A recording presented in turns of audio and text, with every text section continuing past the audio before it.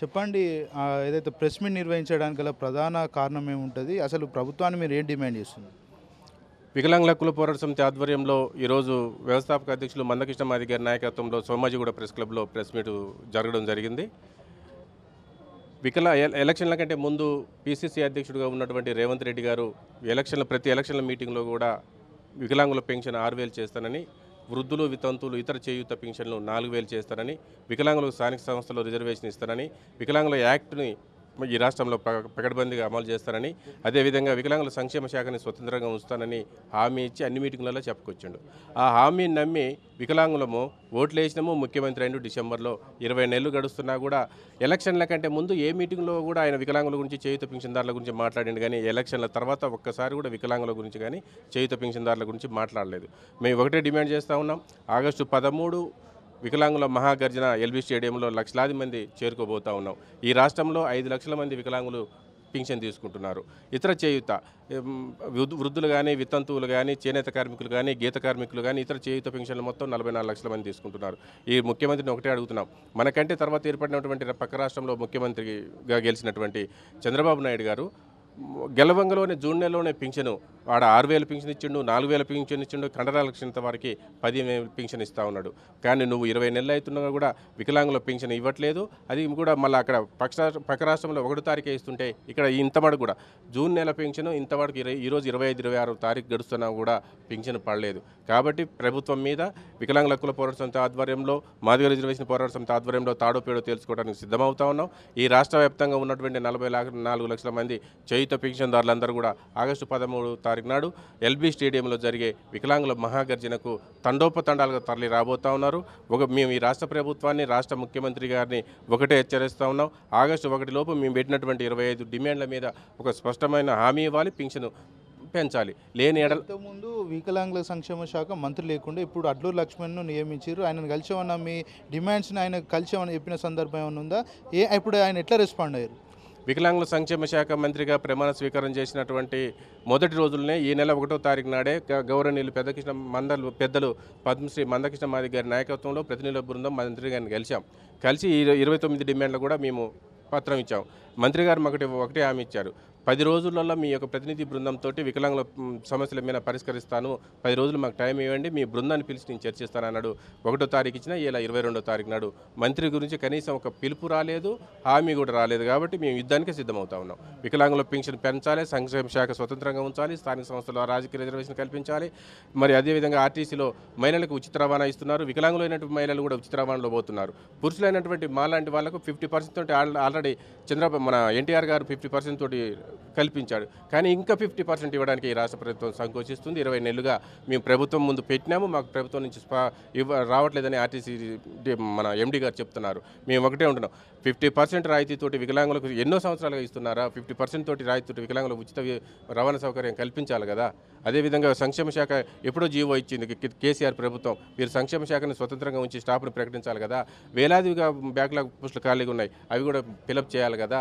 తెలంగాణ రాష్ట్రం వచ్చినా, కొత్త ప్రభుత్వం ఏర్పడినా వికలాంగులకు ఒరిగింది ఏం లేదు, యుద్ధం చేయడం తప్ప. సందర్భాల్లో మీరు పోరాటం చేసిర్రు, మీ డిమాండ్స్ కూడా ప్రభుత్వానికి చేరవేసారు, కానీ ఇప్పటి వరకు కూడా పట్టించుకున్న దాఖలాలు. మరి మీరు సంబంధించి రాబోయే మహాగర్జన వేదిక కూడా ప్రభుత్వం ఏమైనా దిగుగచ్చే అవకాశాలు ఏమైనా ఉంటాయా? వికలాంగులకు పెన్షను కేవలం 200 ఉన్నటువంటి వికలాంగుల పెన్షను 1,500 అయిందన్న.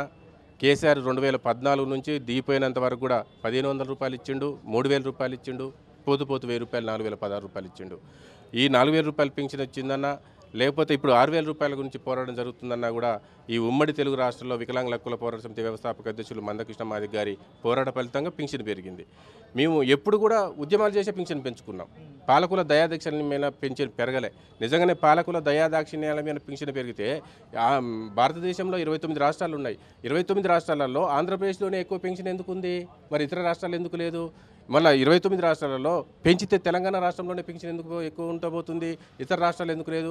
మా పోరాటం ఉమ్మడి తెలంగాణ రాష్ట్రంలో కృష్ణమాది గారి నాయకత్వంలో జరిగింది, సపరేట్ తెలంగాణలో కూడా కృష్ణమాది నాయకత్వంలో జరుగుతుంది. రేపు ఆగస్టు 13వ తారీఖు నాడు భారీ ఎత్తున మేము హైదరాబాద్ నిజాం కాలేజీకి మన ఎల్బీ స్టేడియం చేరబోతున్నాం.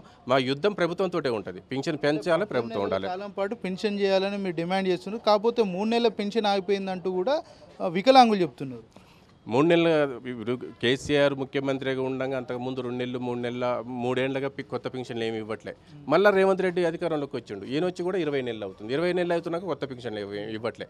ఈ రాష్ట్రంలో సుమారుగా వృద్ధులైనటువంటి తల్లిదండ్రుల పెన్షన్ కానీ, ఒంటరి మహిళలైనటువంటి అక్క చెల్లెళ్ళ పెన్షన్ కానీ 5 ఏళ్లుగా కొత్త పెన్షన్లు ఏమి రద్దు చేయట్లేదు, అది శాంక్షన్ చేయలేదు ఏ రాష్ట్ర ప్రభుత్వం కూడా. మేము అంటున్నాం 5 ఏళ్లుగా కొత్త పెన్షన్లు శాంక్షన్ చేయని ఆ ప్రభుత్వాన్ని కానీ ఈ ప్రభుత్వాన్ని కూడా ఒకటే డిమాండ్ చేస్తున్నాం. భర్త చనిపోగానే డెత్ సర్టిఫికేట్ తెచ్చి పెన్షన్ ఇవ్వచ్చు కదా. ప్రజాపాలన అంటే అది కదా, మంచిగా ఉన్న వాళ్ళకి సేవ చేయడం కాదు కదా ప్రజాపాలన అంటే. మేము అంటున్నాం పెండింగ్లో ఉన్నటువంటి పెన్షన్లు మొత్తం కూడా రిలీజ్ చేయాలి. వాళ్ళకు 6,000 ఇవ్వాలి, 15,000 ఇవ్వాలి, 4,000 ఇవ్వాలి. ప్రధాన డిమాండ్ మాది. పెండింగ్లో ఉన్న పెన్షన్లు రిలీజ్ చేయాలి. 44 లక్షల మందికి 5 లక్షల మందికి 6,000 పెన్షన్ ఇవ్వాలి. 44 లక్షల మందికి 4,000 పెన్షన్ ఇవ్వాలి. తాడోపేడో ఆగస్టు 13వ తారీఖు తెలుసుకుంటాం. అంటే మీరు చెప్పండి, ప్రభుత్వం వచ్చిన వెంటనే పెన్షన్లన్నీ కూడా పెంచుతాం, అది పంచడమే ఆలస్యం, ఖచ్చితంగా మీరు అధికారంలో తీసుకురావాలంటూ కూడా ఆ రోజు వికలాంగుల ఓటు బ్యాంక్ మొత్తం కూడా ఆయన వైపు మలుచుకున్నాడు. 18 నెలల కాలం కూడా అయిపోయింది. ఇప్పటికి కూడా మరి వికలాంగులకు సంబంధించి అంశాలను ఎందుకైనా రిసీవ్ చేసుకోవట్లేదు, మీ పట్ల ఎందుకు చిత్తశుద్ధితో ఆలోచించట్లేదు? ఈనాడు రేవంత్ రెడ్డి గారు వికలాంగులు అంటే ఎందుకు అంత చిన్న చూపి? మేము మనుషులం కాదా? ఓటు బ్యాంకుకు పనికొచ్చిన మేము స్థానిక సంస్థలో రిజర్వేషన్కి ఎందుకు పనికిరాము? పెన్షన్ అర్హత ప్రకారం మేము ఎందుకు పనికిరాము? రాజ్యాంగ విరుద్ధంగా మేమేమన్నా ద్రోహులమా? మేమేం మమ్మల్ని ఎందుకు వెలియేస్తున్నాం? అర్థమైందా? మా ఓటు బ్యాంక్ వాడుకొని నువ్వు గద్దెనైతే ఎక్కినావు, కానీ ఈరోజు మమ్మల్ని ఎందుకు పట్టించుకోవట్లేదు? ఇది ఏందో అన్న మందకృష్ణ అన్న ఆధ్వర్యంలో ఆగస్టు 13 మహాగర్జన, వికలాంగుల మహాగర్జన, ఒంటరి మహిళల్ని, వృద్ధుల్ని, వికలాంగుల్ని అందరం కలుపుకొని రాజకీయ శక్తిగా ఎదగాలనుకుంటున్నాము.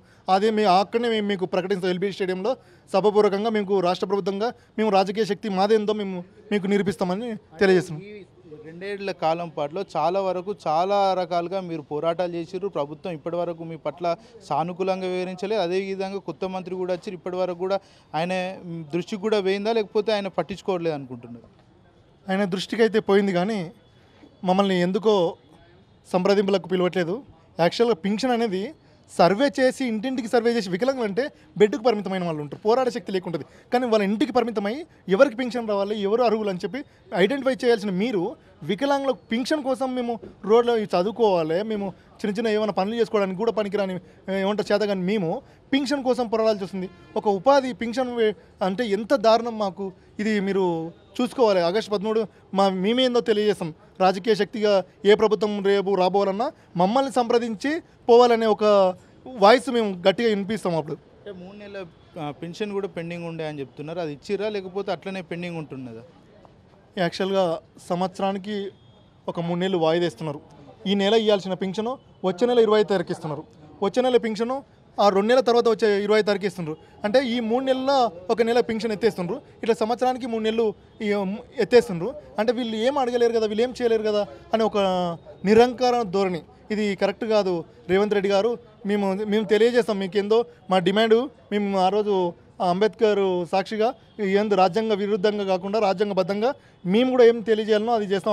ఆగస్టు 13 ఎల్బీ స్టేడియంలో రాష్ట్ర వ్యాప్తంగా, ప్రపంచవ్యాప్తంగా రాష్ట్రంలో ఉండే వికలాంగులందరూ ఏకతాటి పైకి వచ్చి ఎల్బీ నగర్లో మేము ప్రకటిస్తాం. ఎల్బీ స్టేడియంలో హైదరాబాద్ అష్ట దిగ్బంధం చేసి మేము ఏందో నిరూపిస్తాం.